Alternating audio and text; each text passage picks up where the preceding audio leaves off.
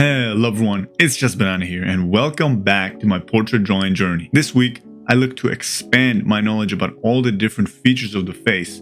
And well, obviously the way to do that is through the planes of the head. Understanding the planes of the head is crucial for understanding the complex forms of the different features of the head in a simplified and precise way. However, I'll be honest, when I first started out this week, I had troubles wrapping my head around this.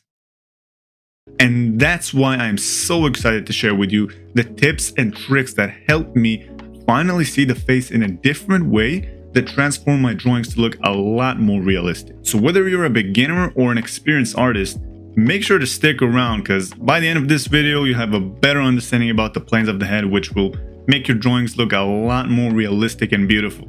So come on, let's get into it. Now, if you would have watched my previous video, which you can check out right here, you would know that we study the simplified planes of the head instead of the complex bones and muscles of the face. This is because they allow us to define the features of the head easily, while also allowing us to understand the form of these features. So now that you know why it's important to learn the planes of the head, let's get down to actually breaking down the different features of the head, shall we? Starting off with the eye area.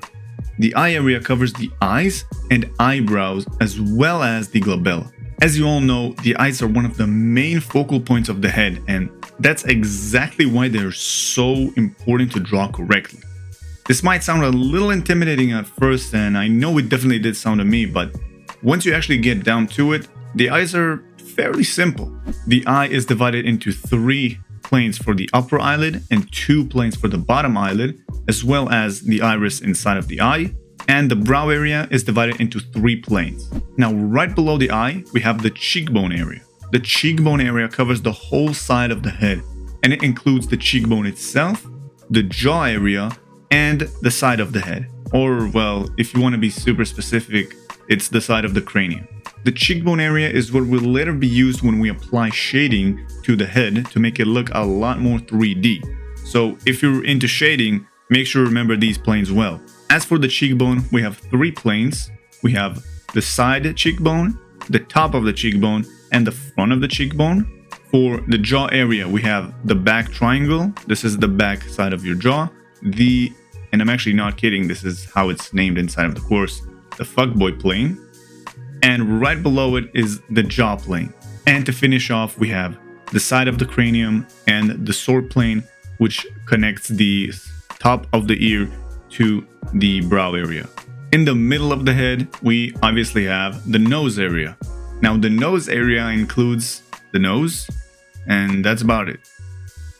Now, what I will say for the nose is that it's much more important to capture the major planes of the nose, which include the top, sides, and bottom of the nose, before moving on to the minor planes, which include the nostrils, the ball of the nose, and the wings of the nose. Right below the nose, we have the mouth and chin area. This includes the mouth, the lips, and the chin.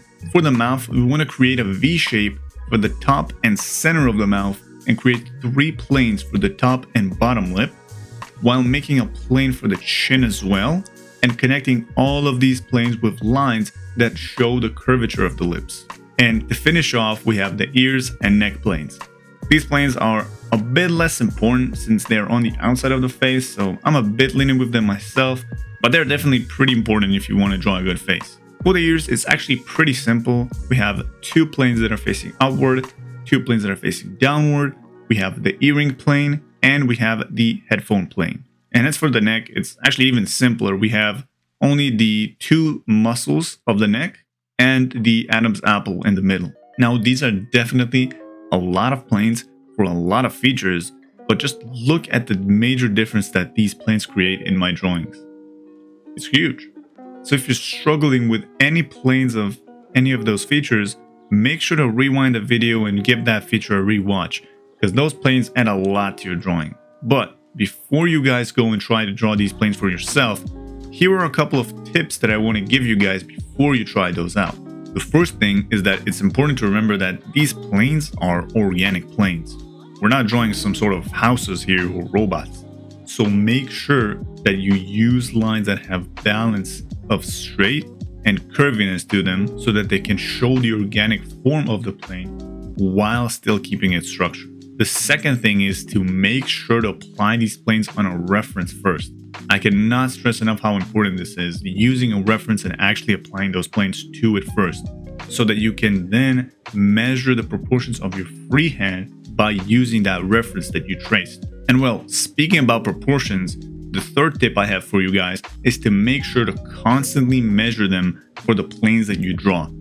Either by using the stylus to measure the angles or the guidelines to see if your planes are placed correctly, or just flipping the canvas to make sure you get a fresh view on the drawings.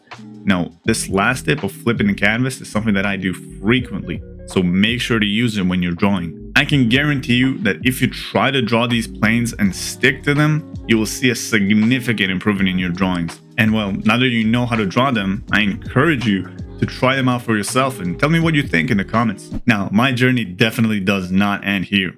I have a lot more to share with you about my portrait drawing journey. In the next part, I'll be tackling one of the main problems that I see everywhere about drawing portraits, which is drawing good hair.